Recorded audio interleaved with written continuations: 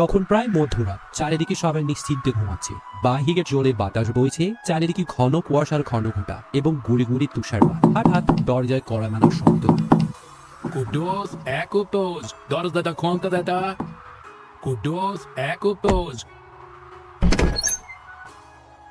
বাবা, হঠাৎ তুমি এত রাইতে? তোর মা তো ট্রাক থেকে অসুস্থ হইয়া গেছে।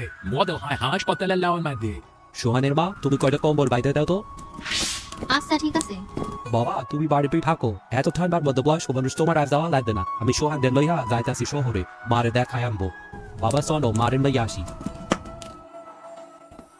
বাবা, এত রাতে কি কোনো গাড়ি পাওয়া যাবে? এত রাতে শুধু শুধু আমারে লইয়া তো অশান্তি শুরু হইলো। এসব কি করতেছো মা? দাদি, তোমার কি অনেক কষ্ট হচ্ছে?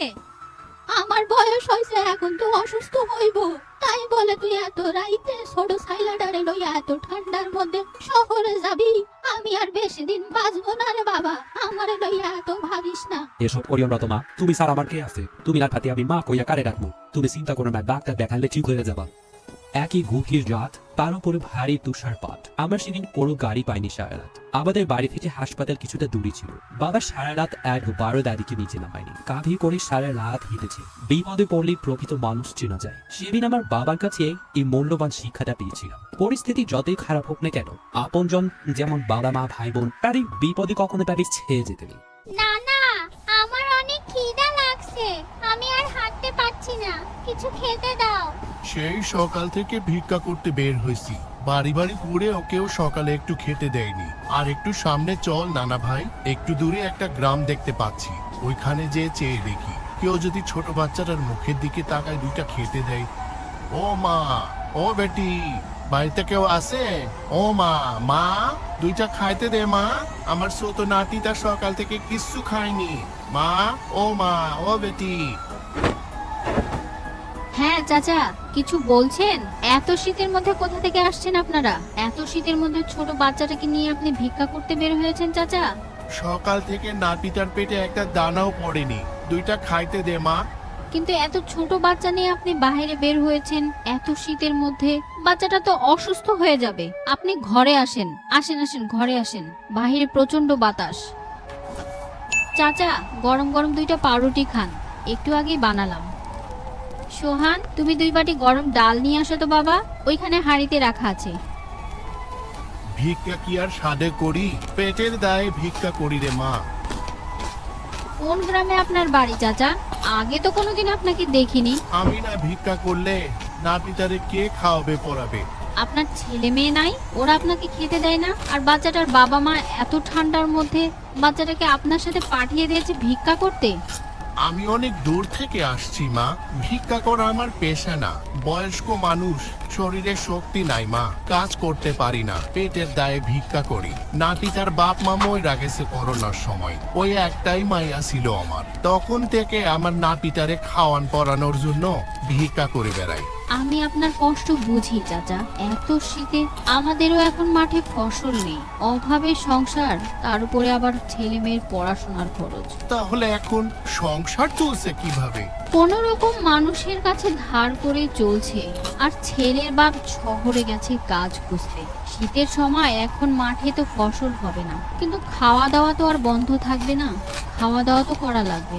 যাই হোক চাচা, আমার ছেলেটা পড়াশোনায় অনেক ভালো, ওর জন্য দোয়া করবেন, আপনাদের দোয়ায় তাড়াতাড়ি কবুল হয়। দোয়া চাওয়া লাগবে না রে মা, তোদের জন্য এমনিতেই মন থেকে দোয়া আসবে। আর চিন্তা করিস না, তোর ছেলেটারে কষ্ট হলেও পড়া। দোয়া করি দাদু ভাই, তুমি একদিন অনেক বড় হও আর তোমার মা বাপরে দেখো দাদু ভাই। আমার নাতিটাও পড়াশোনায় অনেক ভালো ছিল, কিন্তু আমার এখন আর সামর্থ্য নাই রে মা। তুই সত্যি অনেক ভালো রে মা, এইভাবে কেউ কখনো বাড়িতে ডাইকা খাওয়াইনি। আচ্ছা মা, আমরা তাহলে এখন যাই, ভিক্ষা করে আবার বাড়ি ফিরতে দেরি হয়ে যাবে। আল্লাহ তোদের ভালো রাখুক, তোর কথা আমার সারা জীবন মনে থাকবে রে মা। শীতকালে ছোটবেলায় কিছু ভিক্ষুক প্রায় গ্রামে আসতো। যদিও আমাদের অবস্থা খুব একটা ভালো ছিল না তখন, কিন্তু মা কখনোই কোনো ভিক্ষুককে খালি হাতে ফেরাতেন না। বাড়িতে যাই উপস্থিত থাক না কেন, ভাত রুটি শুকনো খাবার যতটুকু সম্ভব হতো তাদেরকে সাহায্য করতেন। আমার এখনো অনেক ভাবতে ভালো লাগে আমার মা সত্যি অনেক দয়ালু এবং সহজ সরল মনের একটা মানুষ।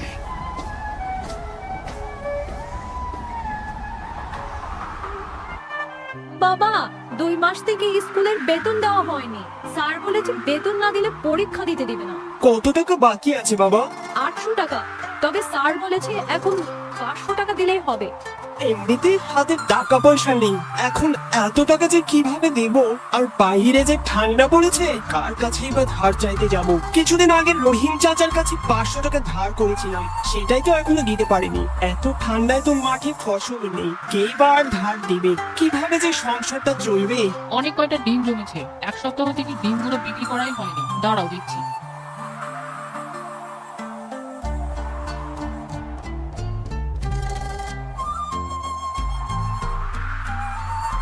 দুই, 4, 5 হালি আছে এখানে। দেখো তো এগুলো বিক্রি করে কি 500 টাকা হবে?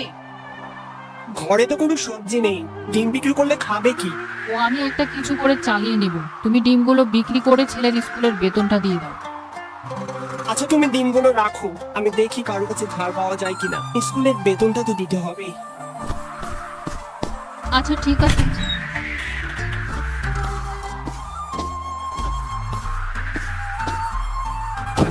বাবা বাবা তুমি হঠাৎ না বলে হাটে গিয়েছিলে নাকি? আর এসব কি বাবা?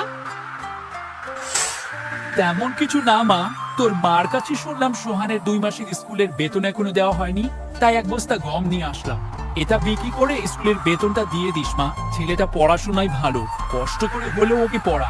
ওই একদিন দেখবি তোদের দুঃখ কষ্ট দূর করবি। না না বাবা তুমি এটা নিয়ে যাও, সোহানের বাবা একটা ঠিক ব্যবস্থা করে ফেলবে। এত ঠান্ডার মধ্যে এমনিতেই গমের দাম অনেক বেশি, আমাদেরকে দিলে তুমি কি খাবে? আর বাসায় তো মাও আছে। না বাবা আমি এটা রাখতে পারবো না, তুমি নিয়ে যাও তো।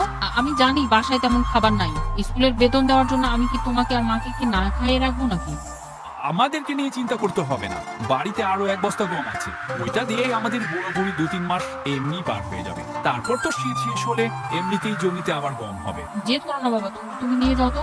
সোহানের বাবা শুনলেও রাগ করবে।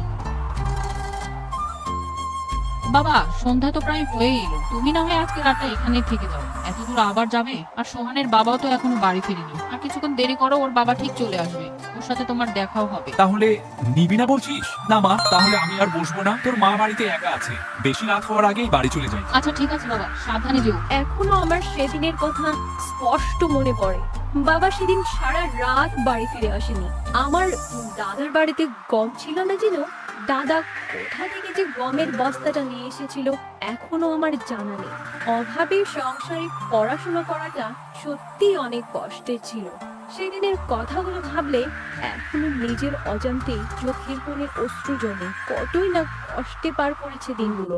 ভাবি, আপনি যে 500 টাকা নিয়েছিলেন গত শুক্রবার, ওটা যদি দিতেন তো খুব ভালো হতো। হাতের অবস্থা খুব একটা ভালো না ভাবি, এই শীতের মধ্যে সোহানের বাবার কাজও নাই, আবার ছেলেটার পড়াশোনারও খরচ আছে। আপনার ভাই কালকে শহরে যাবে দোকানের কিছু মাল কিনতে। আপনি যদি কিছু নাম মনে করেন ভাবি, তাহলে টাকাটা 2 দিন পরে দেই।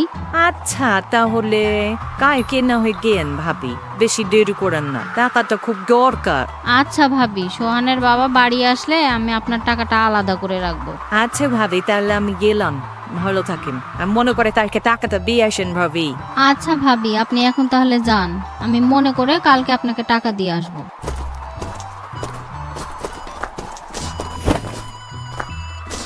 সোহান, তুমি এখানে কি করছো? একটু আগে আমি লকড়িগুলো সব গুছায় রাখলাম, আবার তুমি সব এলোমেলো করে দিছো। সন্ধ্যা হয়েছে, হাত মুখ ধুয়ে ভালো ছেলের মতো যাই পড়তে বসো, যাও। স্কুলে হিটারটা নষ্ট হয়ে গেছে, তাই স্যার সবাইকে বাড়ি থেকে 4-5 টুকরা করে কাঠ নিয়ে আসতে বলছে। কি মাস গেলে এত টাকা করে বেতন নিচ্ছে, আবার হিটার ঠিক করবে না? মানে এত ঠান্ডার মধ্যে বাচ্চারা ক্লাস করবে কিভাবে? হিটার ঠিক করতে নাকি 1 মাস সময় লাগবে। হেড স্যার ছুটিতে আছে, ওখান থেকে আসার পরে দেখবে। কিন্তু ক্লাসে তো অনেক ঠান্ডা লাগে। হেড স্যারের জন্য কি ঠান্ডা থেমে থাকবে? ছোট বাচ্চাগুলোর কথা একবারও ভাবে না।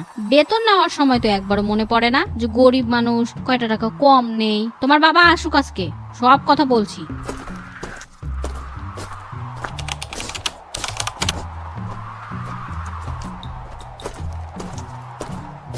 কিরে, স্যারের কথা মনে আছে? কাঠ নিয়ে আসছিস? আর বলিস না, সে কাঠ নিতে যায় যে একটা অবস্থা হলো, মা তো সেই রেগে আছে হেড স্যারের উপরে। এই জন্যই আমি আমার মাকে কিছুই বলিনি, স্কুল থেকে যাওয়ার পরে চুপ করে কাটা কাঠ ব্যাগের মধ্যে ঢুকাই নিছি। হ্যাঁ, তুই ভালো করছিস। কিন্তু ক্লাসরুমে যে ধোয়া হয়, আমার তো দম বন্ধ হয়ে আসে। এখন কি বলবি, সরকারি স্কুল মানেই একটা কিছু নষ্ট হলে আর সহজে ঠিক হয় না। আমি মাকে সত্যি কথা বলতে যেয়ে শুধু শুধু গাল খেলাম। কিন্তু হেড স্যার যতদিন না আসবে ততদিন কি প্রতিদিন বাড়ি থেকে কাঠ এভাবে স্কুলে নিয়ে যাওয়া সম্ভব? আমি তো ভয়ে আছি, বাবা শুনলে না জানি স্যারের সাথে যে আবার গন্ডগোল করে। এই তোমরা কাঠ নিয়ে এসেছো, এইখানে রাখো। যে যে কাঠ নিয়ে আসবে না তাকে ক্লাস করতে দিব না। ওহো, এই মরার চুলার আবার কি হলো? এত ধোঁয়া হচ্ছে কেন? প্রতিদিন এইসব জ্বালা আর ভালো লাগে না। ধুর, সরকারি চাকরি না হলে কবেই ছেড়ে দিতাম। মরার চুলা।